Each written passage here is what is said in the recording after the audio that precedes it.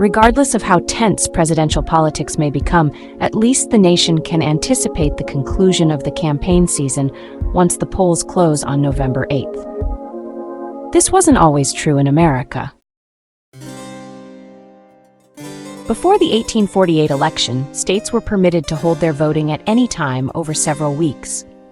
In that era, with slow news dissemination and the harvests greatly impacting the political timeline, federal law allowed states 34 days to conduct elections before the Electoral College convened on the first Wednesday of December.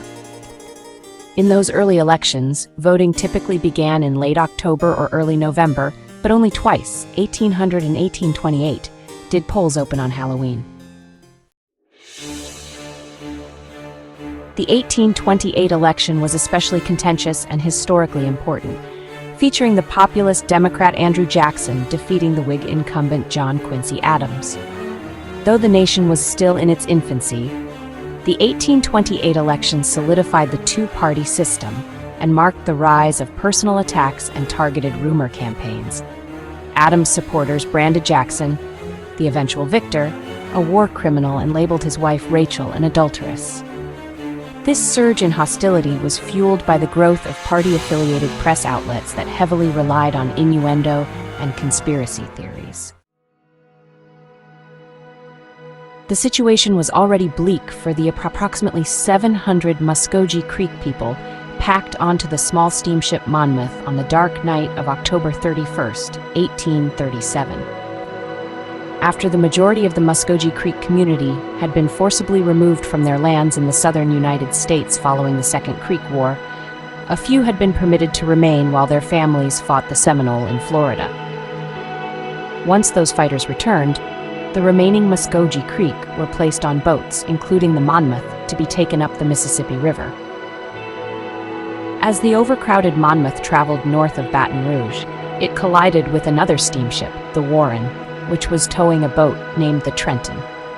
According to Lloyd's Steamboat Disasters, the force of the impact caused the Monmouth to sink immediately. At least half of the Monmouth's passengers lost their lives in the tragedy, but records are limited since no government agencies investigated the incident. The states that left the Union during the American Civil War tend to get more attention than the ones that joined the United States during the conflict. Nevada is one of only two. West Virginia, which was previously part of Virginia, is the other, to attain statehood while the North and South were fighting.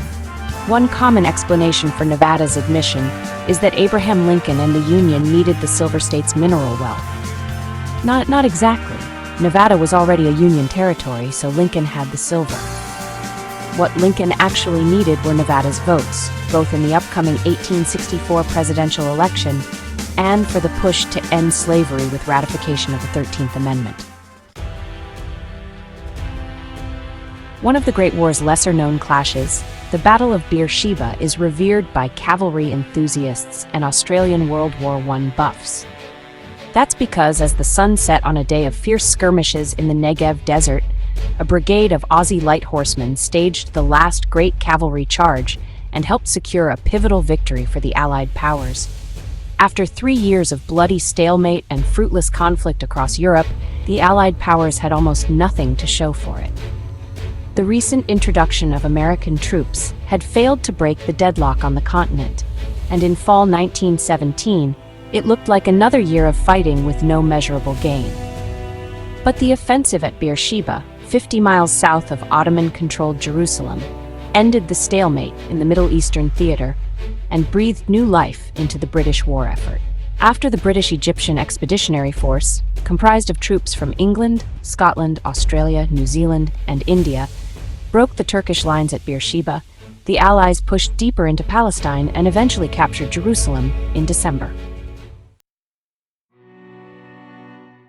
With a worldwide death toll of up to 50 million people, the influenza pandemic of 1918, also known as the Spanish flu, is remembered as one of the most devastating disease outbreaks in human history. In the United States, where an estimated 675,000 Americans perished, no single month was more deadly than October 1918. No one knows exactly what caused the so-called spike in fatalities, but nearly 200,000 people died during that gruesome October. A 2009 study suggested that toxic doses of aspirin administered to treat flu may have also caused deadly symptoms in some patients. In late October 1926, Harry Houdini visited McGill University in Montreal and gave a lecture on fraudulent spiritualism to students and faculty. On Friday, October 22nd, Houdini invited several McGill students to his dressing room at the Princess Theatre. And while eyewitness accounts differ on the matter of what came next, this much is clear. A student named Jocelyn Gordon Whitehead delivered several heavy body blows to the famed magician's midsection. A little over a week later, the 52-year-old Houdini was dead. The official cause of death was diffuse peritonitis, an abdominal infection associated with a ruptured appendix. And at first, the doctors blamed the punch for Houdini's sudden demise. Later researchers generally agree that at worst, it prevented Houdini from going to the hospital for his stomach pains, and it was largely a case of bad timing. Monster Mash. More than a half-century after it debuted, Bobby Pickett and the Crypt Kickers' Monster Mash remains the undisputed anthem of the spooky season. A very close second, Thriller. We may take it for granted these days, but there was a time when the Graveyard Smash wasn't on repeat at every Halloween party in the land. Released in August 1962, this now evergreen holiday hit was actually the product of two early 1960s fads: twist-style dance records and the movie monster craze. The song hit #1 on the Billboard Hot 100 chart on October 20th and stayed there for 2 weeks.